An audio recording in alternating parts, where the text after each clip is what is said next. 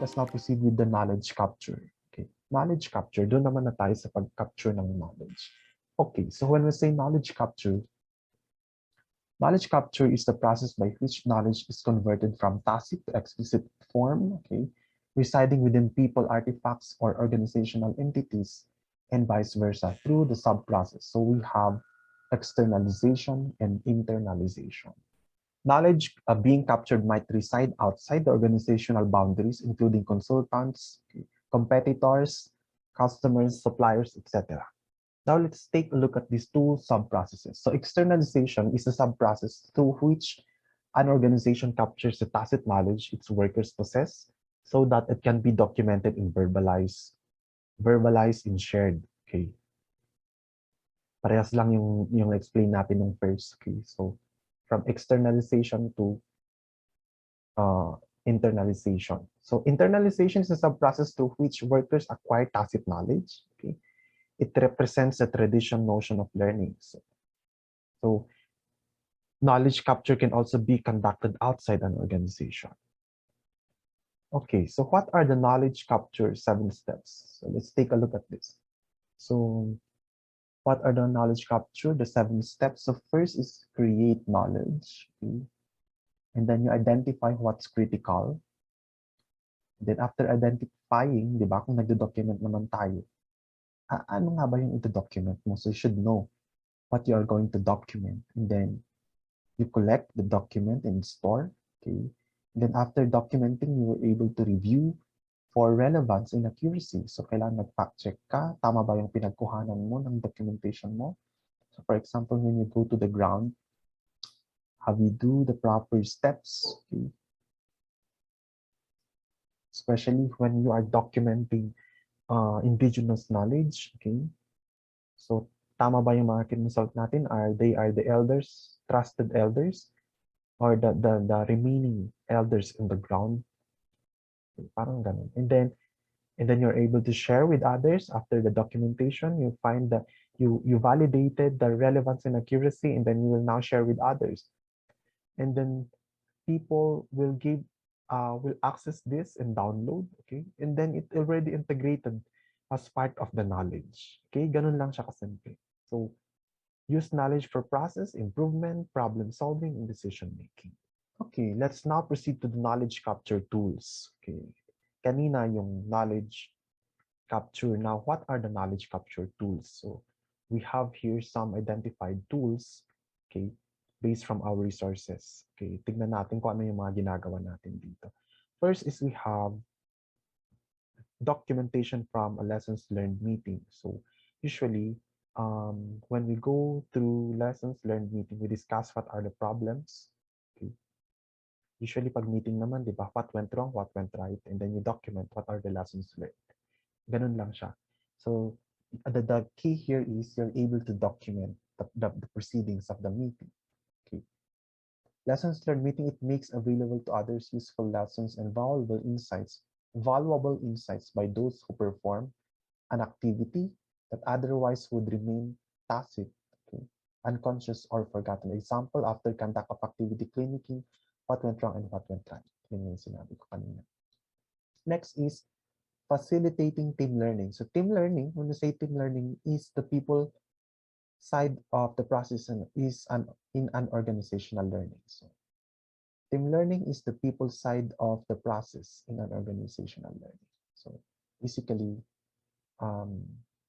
team learning, for example, your co-workers, okay, or your team as a whole. Okay. Dialogue is another tool also. Okay. So it can be one-on-one dialogue or dialogue with a group. Mayroon bang one-on-one dialogue? That's one-on-one interview. Dialogue with a group for a particular subject, okay? Then you try to document. Usually nangyayari ito with example, mas when you are documenting and they want to raise issues and concerns from a particular community, okay? And then you document what went in the dialogue. Next is constructing a composite systems or a cause and effect diagram. Ito naman, a composite systems or cause and effect diagram. The cause and effect constructing a composite systems or cause and effect diagram. So it's basically finding the cause and what is the effect diagram. Yan. So pwede rin yan. Next is mind mapping. Okay, I don't know if you are doing this.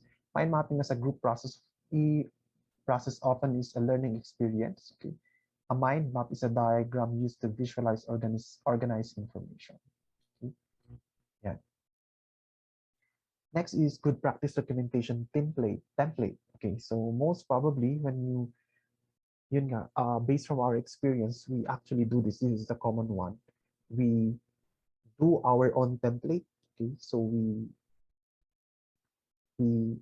prepare our template, and then what are the contents that you need, or for example, indicators for you to really declare this as a specific good practice. Okay, what are the rubrics for it to become a good practice? Meron din yan. So if it meets a particular indicators or rubric, then we can declare it as a good practice. Okay. So yan. So dapat pwede rin yan. Maganda yung good practice documentation template. Next is success story capture template. So this is also one of what we use in DSWD before. So when we go to the field work, okay, meron din kaming template. Okay. Then based from the practices on the ground, if we seen this to have an importance on the programs and services, we document it. For example, the stories on the impact of the project or program in the community. Ayan, so we get, pwedeng mag-apply actually yung different tools. So pwedeng magkaroon ng interview, then storytelling. Ayan. So as they tell their stories, okay, and we capture kung ano yung mga naging impact ng mga services using the template. There are lots of tools actually you can search. Pwede rin namang makita yan sa ating net and choose which is applicable in your organization. But commonly, ang na-experience ko is the good practice documentation template and the success story template. Usually, success stories, when these are a process and it has the potential and be sustained, the potential to become a good practice.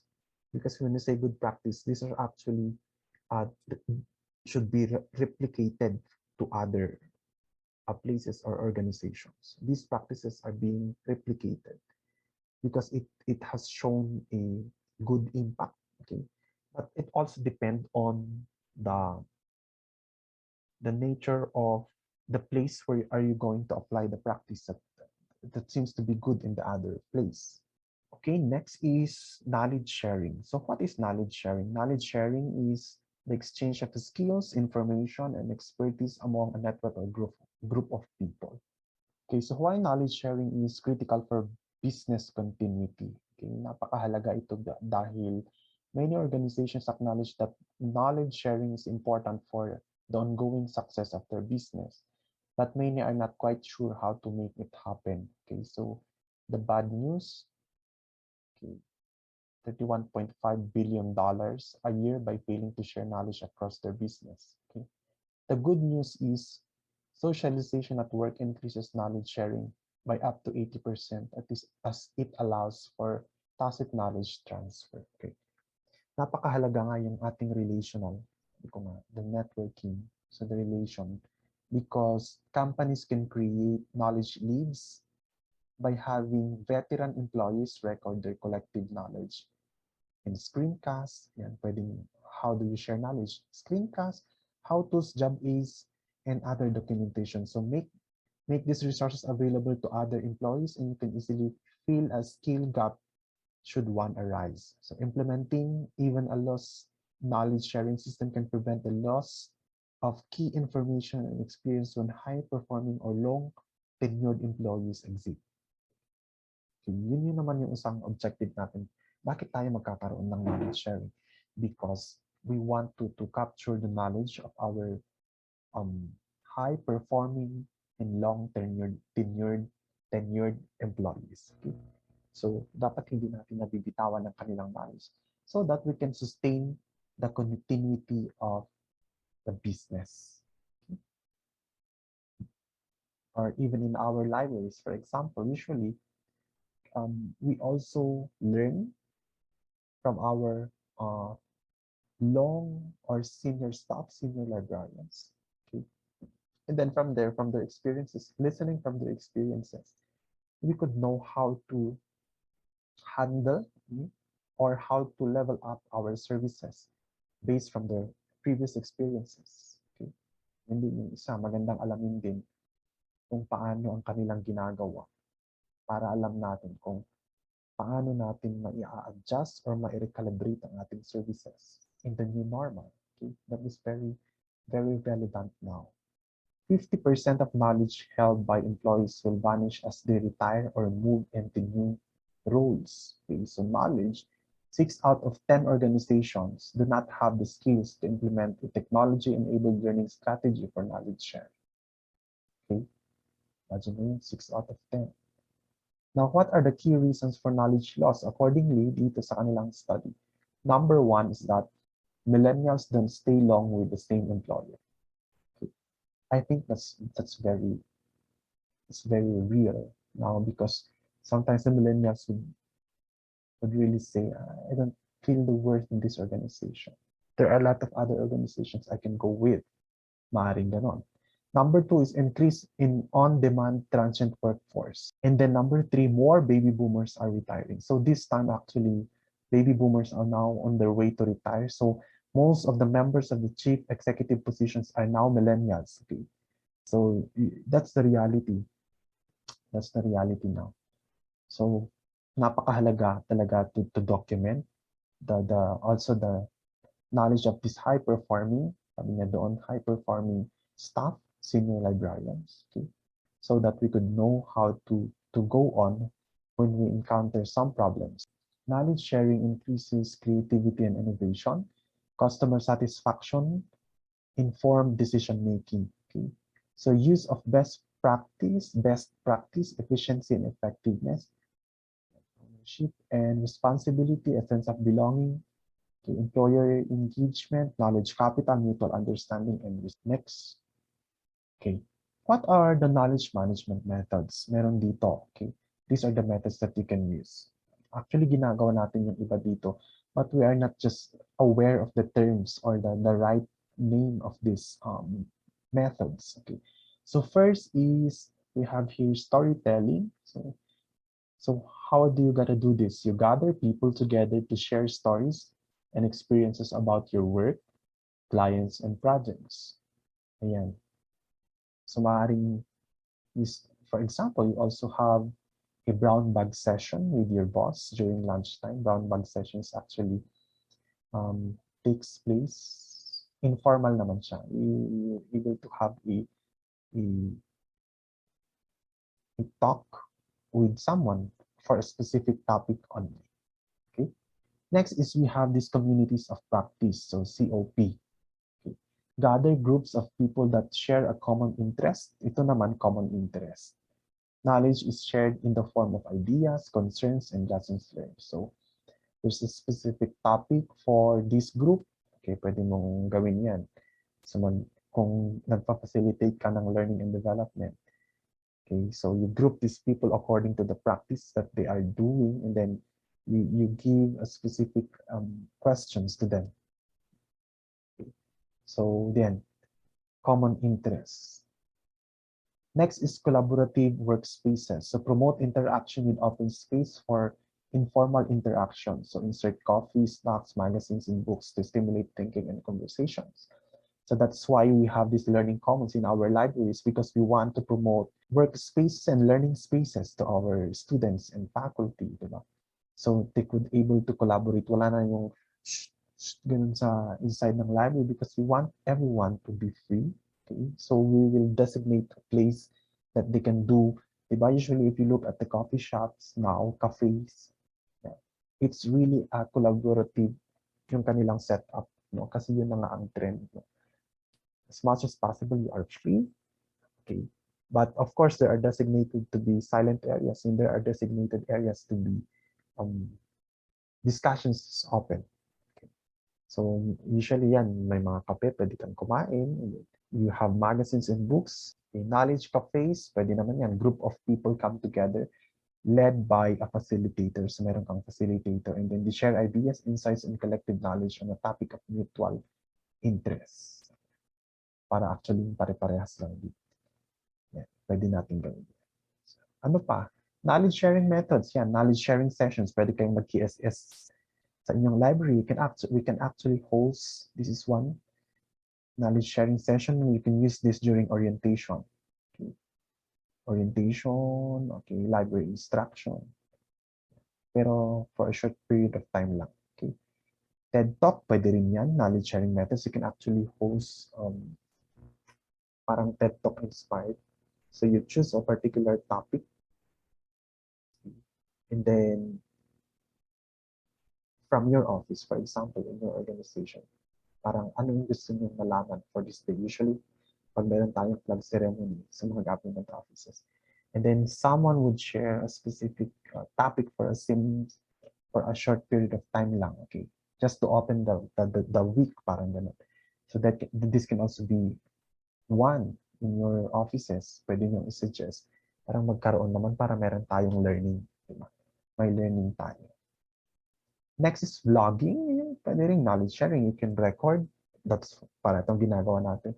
You can actually record for a particular topic that you want to share or your expertise. Yun naman. So, minsan we cannot share naman kung wala tayong expertise, but more of your expertise so that if someone would watch your blog, okay, your video blog or video log, sometimes shortened to vlog, is a form of blog for which the medium is video. Okay, so blog entries often combine embedded video with support text, images, and other metadata. Ito yung pinaka mabili ngayon kasi nga quarantine, and then most people are at home. Yan, so pwedeng TikTok, pwedeng yan, mag-TikTok ka using the TikTok platform to share knowledge. Yan. Marami nang gumagawa niya. So in a nutshell, the basic purpose of KM is to facilitate effective action through the use of knowledge assets to create value within the organization. Number two is the utilization of knowledge assets within the organization facilitates work efficiently in less time. Okay. Effective action by staff, you perform better and faster work. The fusion of KM and IT overlaps and mutually reinforce better performance. So nowadays, the trend is each idea is embedded in technology.